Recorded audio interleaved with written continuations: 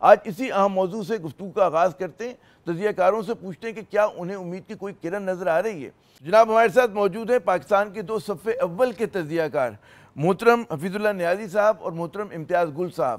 نیازی صاحب آپ سے شروع کرتے ہیں کہ بظاہر ہم دیکھتے ہیں کہ اچکزئی صاحب غلط نہیں کہہ رہے کہ جی مذاکرات کے علاوہ کوئی راستہ نہیں۔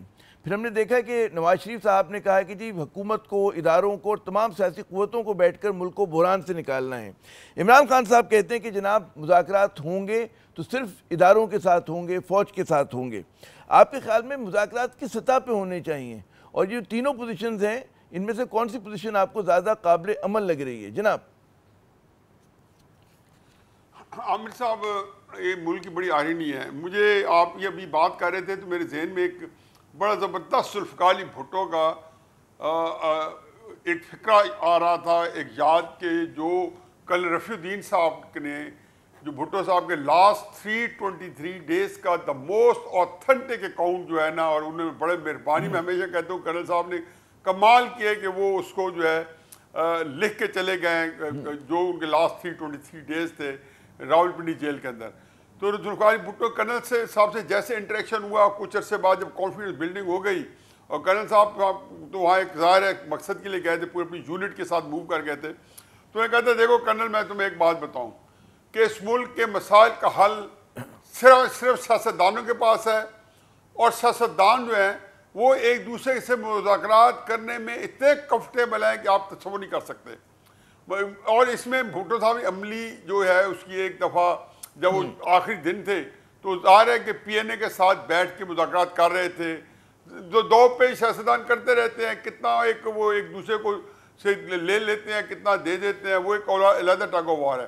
عمران خان صاحب نے جو حقیقت ہے کہ جو سب سے ان کی جو بہت ساری جو ان کے اندر جو ویکنیسز تھی، اور جو ان کے جو ڈرا بیکس تھے جو تھوڑے سے، ان میں سے سب سے بڑا ڈرا بیک یہ ہے کہ انہوں نے اپنے آپ کو پچھلے 28 سالہ سیاست میں سیاستدانوں سے دور رکھا ہے۔ یہ نہیں کہ وہ آئے نہیں، قریب آئے ہیں، جیسے ابھی فضل الرحمان صاحب کے دہلیز کے اوپر وہ کھڑے ہیں، اور کس بندہ کوئی تصور نہیں کر سکتا تھا، یا اچکزئی صاحب کے پاس گئے ہیں، بندہ تصور نہیں کر سکتا تھا۔ اسی طرح وہ نواز شریف صاحب، بے نظیر صاحب کے ساتھ بیٹھ کے 2007 کے شروع میں انہوں نے چارٹر آف ڈیموکریسی لنڈن میں سائن بھی کیا تھا، یہ سارے اس کے ممبر تھے، لیکن بائی اینڈ لارج وہ اس مذاکرات سے بھاگتے رہے۔ اور آج جو عمران خان صاحب کا سب سے بڑا جو کرائسس ہے وہ یہ ہے کہ انہوں نے سیاستدانوں سے اپنے آپ کو جو علیحدہ کیا ہے، حالانکہ سیاستدانوں نے بہت بڑی بڑی آفرز کی۔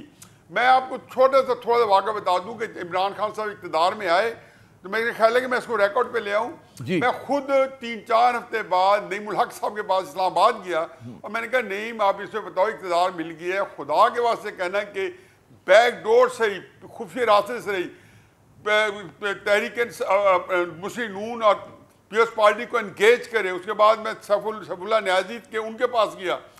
میرا خیال ہے کہ نواز شریف نے جو 20 اکتوبر آخری فکر ہے، 20 اکتوبر 2020 میں پی ڈی ایم کے جلسے کا آغاز تھا، جو کہ میں سمجھتا ہوں اس کے پیچھے بھی جو قوتیں تھیں، میں اس کے بارے میں مجھے بخوبی اس کا اندازہ ہے۔ اس جلسے کے اندر نواز شریف صاحب نے تقریر کی تھی، تو آپ ان کے الفاظ ایک ایک دیکھیں۔ انہوں نے کہا جی ہمارے عمران خان سے کوئی جھگڑا نہیں ہے، میرا جھگڑا جنرل باجوہ صاحب سے ہے، ہماری شکایت جو ہے جنرل فیض حمید صاحب سے ہے۔ آپ کو یاد ہوگا 20 اکتوبر 2020 کا جلسہ۔ اب مجھے بتائیں کہ نواز سارے سیاستدان سے مذاکرات کے بڑھتے رہے، پیپلز پارٹی کے ساتھ مل کے حکومت کے لیے بات چیت کرنا چاہتی تھی، اب وہ انکاری ہیں۔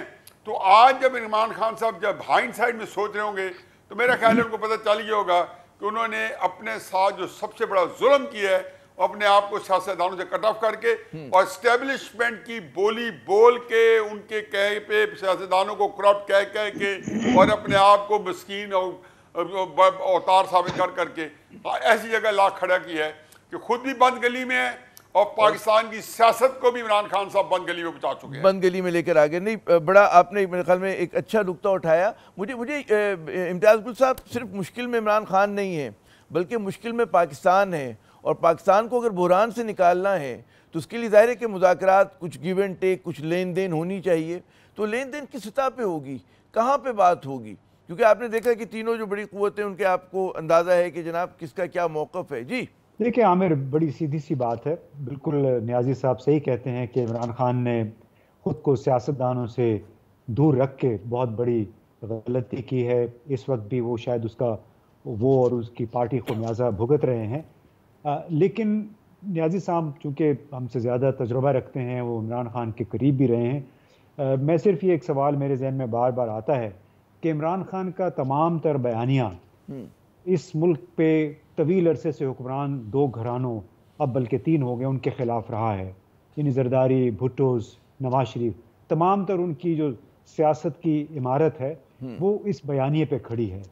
دوسرا، جو بار بار 9 فروری کے انتخابات کی بات ہے کہ اس میں مینڈیٹ چوری ہوا ہے، اور پھر جس انداز سب کو معلوم ہے، یہ نیازی صاحب بھی خود بڑے دبنگ طریقے سے حوالہ دیتے رہے کس طرح پی ٹی آئی کے لوگوں کو روکا گیا انتخابات میں حصہ لینے سے۔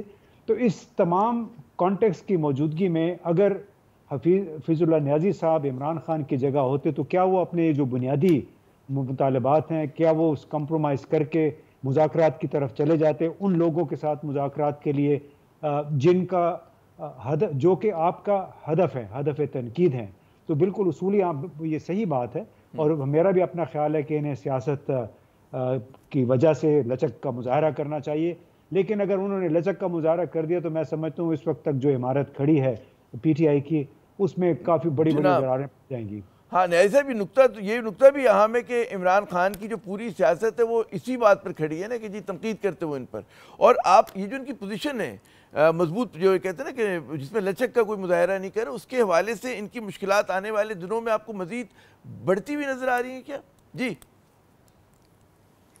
اصل میں بڑا مشکل ہے میرے لیے کہ میں کوئی ایسی چیز ایکسپلین کروں گی جو، اور وہ بھی امتیاز گل صاحب بیٹھے ہوں یا عامر جیاض صاحب ہوں، کہ مجھے پتہ ہے کہ آپ کو مجھ سے چیزوں کا زیادہ ادراک ہے۔ عمران خان صاحب کا بیانیہ، یہ عمران خان صاحب جو پچھلے 8-10 سال سے بتا رہے ہیں، میرا نہیں خیال یہ بیانیہ ہمیشہ ان کا رہا ہے۔ یہ ان کا بیانیہ جو ہے عمران خان صاحب کو خود بھی شاید یاد نہیں ہے کبھی کس وقت ہوتا ہے، کبھی کیا ہوتا ہے، لچک ہوتی ہے، لیکن میں اس بات میں نہیں پڑھنا چاہتا ہوں۔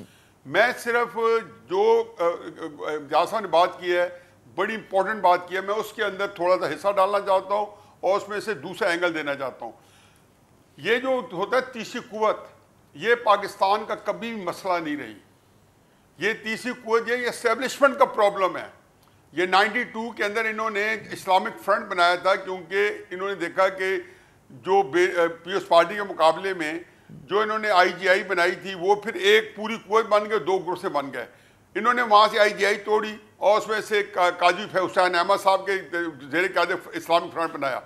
93-94 میں چونکہ آپ دونوں جو ہے باریک بینی سے پاکستان کے حالات کو دیکھتے ہیں، جانتے ہیں، آپ کو نہیں پتا کہ جنرل حمید گل صاحب نے ایک تھرڈ فورس بنانے کے لیے عبدالستاریدی، عمران خان، حکیم سعید صاحب، وہ چاہتے تھے کوئی ایسا ہو تیسری قوت ہو۔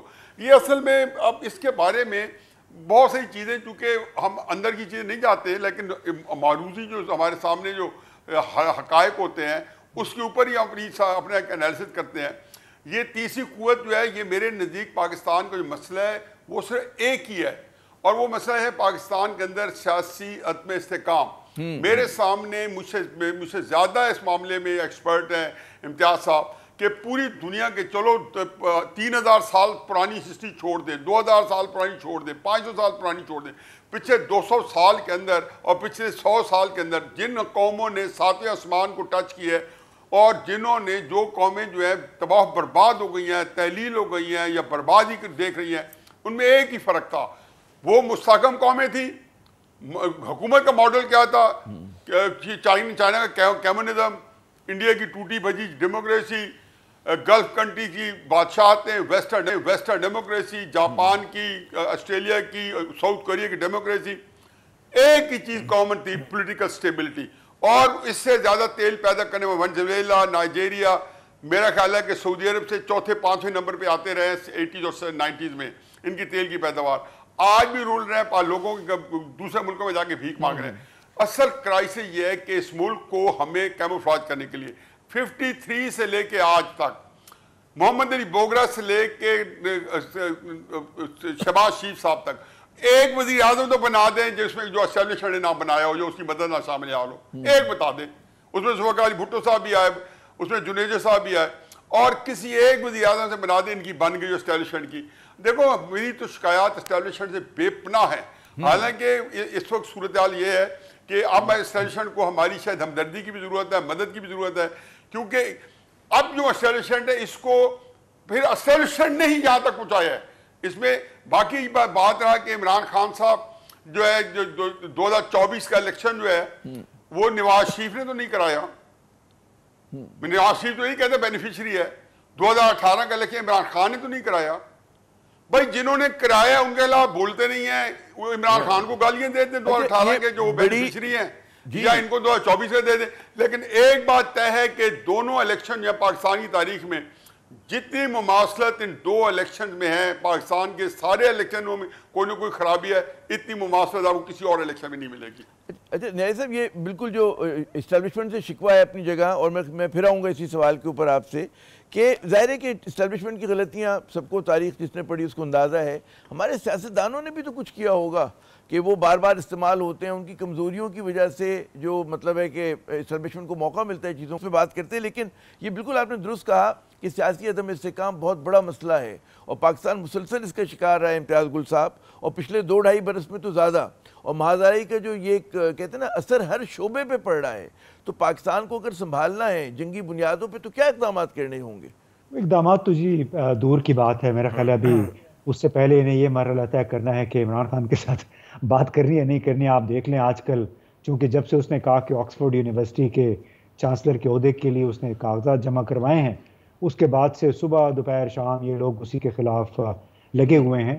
لیکن ایک بات ضرور ہے کہ جس طرح نیازی صاحب نے کہا کہ چونکہ بنیادی طور پہ الیکشنز وہ تمام اسٹیبلشمنٹ نے کرائے ہیں, اگر اسٹیبلشمنٹ نے الیکشن کروائے ہیں تو پھر ان لوگوں کے ساتھ بات چیت کا کیا فائدہ جو کہ اسٹیبلشمنٹ کی خوشنودی کے لیے آج بھی صبح دوپہر شام 9 مئی کا ترانہ گا رہے ہیں. یعنی ملکوں میں سیاسی حکمرانی, سیاسی عمل جو ہے اس وقت مستحکم ہوتا ہے جب سیاسی قوتیں آپس میں ملتی ہیں. یہ نہیں ہوتا کہ ایک شخص اس کو دیوار سے لگا دیا گیا, زندان میں ڈال دیا گیا, باقی جو ہیں اب وہ بار بار کہہ رہے ہیں, چاہے وہ رانا ثناء اللہ ہے, چاہے احسان اقبال ہے, کہ عمران خان کو اگلے 5 سال تک جیل میں رکھنا ہوگا کیونکہ یہ جب باہر آئیں گے تو فتنہ پھیلائیں گے, شر پھیلائیں گے. اور جب تک یہ اپنی, بلکہ احسان اقبال صاحب کا تو میں 2 دن پہلے کا بیان سن رہا تھا, خود کو یہ پروفیسر کہتے ہیں, ڈاکٹر کہتے ہیں, وہ کہہ لیں کہ جب تک پی ٹی آئی دہشت گردی کا راستہ اور ملک دشمنی کا راستہ نہیں چھوڑے گی اس وقت تک اس کے ساتھ بات چیت کے, اور جب تک معافی نہیں مانگے گی اس وقت تک بات چیت نہیں ہو سکتی. تو جب تک یہ لوگ اگر اسی حالت میں رہیں گے تو میں نہیں سمجھتا کہ یہاں پہ پاکستان کی میں سیاسی استحکام کی کوئی راہ واقعتاً کوئی ہموار ہو سکے گی. اچھا نیازی صاحب, یہ جو امتیاز گل صاحب نے نقطہ اٹھایا ہے کہ ہماری سیاست میں جذباتیت ہے, ہماری سیاست میں ایک سطحی پن آپ کو نظر آتا ہے کہ جناب سمجھتے ہیں کہ فرد جو ہے سب سے بڑا ولن ہے, اور جو ہمارے اسٹرکچرل مسائل ہیں اس پر ہم لوگ بات نہیں کرتے, موروثی سیاست پہ بات نہیں کرتے, بدعنوانی پہ, احتساب پہ, اور جو مسئلے ہیں ہمارے کہ جی ریفارم کرنا ہے. تو آپ کے خیال میں واقعی عمران خان اس پاکستان کے سب سے بڑے ولن ہیں؟ چلے مان لیا تو وہی واحد مسئلہ ہے کہ اگر وہ تضاد حل ہو جاتے تو پاکستان ایک دم دن دونی اور رات چوگنی ترقی کرنے لگے گا. جناب دیکھیں جی, عمران خان صاحب کی ایک اسٹرینتھ ہے اور بہت بڑی, اور ایک اسی بہت بڑی ویکنیس ہے. اسی اسٹرینتھ یہ ہے جو سیاست کے اندر یہ دونوں چیزیں بڑی امپورٹنٹ ہیں. اسٹرینتھ یہ ہے کہ عمران خان صاحب جو ہیں وہ بہت دلیر ہے, اور لڑائی لڑنے میں اس کو جتنے ٹیکٹکس یا ٹیکنیکس یا جتنے دو پیچ اس کے پاس ہے سیاست میں, شاید ہی کوئی بندہ اسے قریب بھٹک سکے. ایون سیشن تو چونکہ سیاست کی لڑائی کا ان کا طریقہ کار فرق ہے, اور وہ تو صرف ایک طاقت کا ان کا مواخذی فرق ہے, اور سیاستدانوں کی طاقت جو ہوتی ہے وہ پبلک اوپینین ہوتی ہے, تو ان کو ساتھ لے کے چلنا ہوتا ہے. تو عمران خان صاحب نے وہ لڑائی جو ہے بہت اچھے طریقے سے بخوبی جیتی ہے, اور پہلے 2-3 مہینوں میں ہی جب سے وہ انتہائی مقبولیت کی تلچھٹ میں پڑے تھے, دسمبر 2021 میں عمران خان صاحب انتہائی غیر مقبول تھے, اور 3-4 مہینے میں انہوں نے وہ پوزیشن, اپنی جو مقبولیت جو ہے پہلی دفعہ ایسی مقبولیت حاصل کی جو ان کو 26-27 سالہ سیاست نہیں ملی تھی. یہ تو کوئی ایک بات. اب دیکھیں جی اصل صورتحال یہ ہے کہ عمران کا صاحب جو دوسرا حصہ ہے وہ یہ ہے کہ 25 اپریل 1996 سے لے کے آج جو بھی تاریخ ہے 2 اگست واٹ ایور مجھے سپٹمبر، عمران خان صاحب نے ایک سیاسی فیصلہ ایسا نہیں لیا جس پہ عمران خان صاحب نے خود تعصب کا اظہار نہ کیا ہو، پشمانی نہ کی ہو، یا بڑبڑا کے یہ نہ کہا ہو، یا اس کے قریبی ساتھی کو اگر میں اس کے قریب ہوں کہ میں نے یہ نہیں کرنا چاہیے تھا. غلطیوں کو ایک بات انہوں نے ایک سیاسی، میں اکثر عمران خان صاحب کے ساتھ جب میرے اور اس کے درمیان میں سے ہوا نہیں گزرتی تھی تو میں اکثر کہتا تھا کہ عمران کوئی ایک فیصلہ بتا دیں. اس وقت آج سے 8-10 سال پہلے کی بات ہے. اس پچھلے 3 سال کے اندر میں آپ کا پروگرام کا ٹائم نہیں کنزیوم کرنا چاہتا ہوں، اگر میں آپ کو قطار بنا دیتا. لیکن مجھے ایک اور بات کرنی ہے. مجھے یہ بتائیں کہ یہ جو 5 مئی کو تو چھوڑیں کہ کیا ہوا، کیا 9 مئی کو تو چھوڑیں کیا ہوا کیا نہیں ہوا، لیکن مجھے یہ بتائیں کہ عمران خان صاحب نے جو پاکستان کی تاریخ کا انوکھا عجوبہ واقعہ کیا ہے کہ ایک لیفٹیننٹ جنرل جو کہ ایک سٹنگ ڈک ہے، ہر ایک کو پتہ ہے، گل صاحب ہماری ڈیفنس کے جو انٹریکیسیز ہیں یا اس کی جو کمپلیکسٹیز ہیں ان کو زیادہ جانتے ہیں میرے اور آپ سے. مجھے بتائیں کہ کبھی کسی نے دیکھا کہ لانگ مارچ کیا؟ چلو لانگ مارچ بھی کیا آپ نے.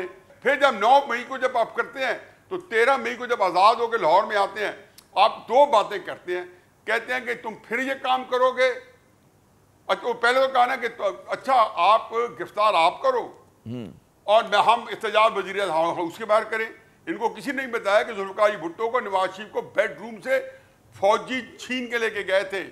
یہ اس طرح رینجر پولیس کے ساتھ نہیں آئی تھی جی، بہت جرنیل آئے تھے اور ان کو جی میں ذرا خطا کلامی کر رہا ہوں. اور آپ جو ہے نا آپ نے کہتے ہیں جی کہ جب مجھے پھر گرفتار کرو گے یا پھر ہوگا تو اب اس کا مطلب یہ کہ تو کیا کریں. کیونکہ وقت کم ہے ہمارے پاس خراب کر دیا جی حفیظ اللہ صاحب، کیونکہ وقت کم ہے. بڑی آپ دلچسپ گفتگو کر رہے تھے لیکن مجھے خطا کلامی کرنی پڑی. امتیاز گل صاحب کوئک اگر آپ جواب دے سکیں، آپ کے خیال میں سیاست کے بڑے منظرنامے میں ثالثی کا کردار کون ادا کر سکتے ہیں جو پاکستان میں محاذ آئی اس کے خاتمے کے لیے؟ جی عمران خان نے بھی انڈیکیٹ کیا ہے. اچکزئی صاحب سب کے لیے شاید قابل قبول بھی ہیں، لیکن بنیادی طور پہ بات چیت تو راولپنڈی کے ساتھ کرنی پڑے گی، کیونکہ کافی سارا جو غصہ ہے وہ راولپنڈی میں ہے. اس غصے کو ٹھنڈا کرنا پڑے گا. انا کو دونوں طرف سے جو انا ہے اس کو قربان کرنا پڑے گا ملک کی خاطر.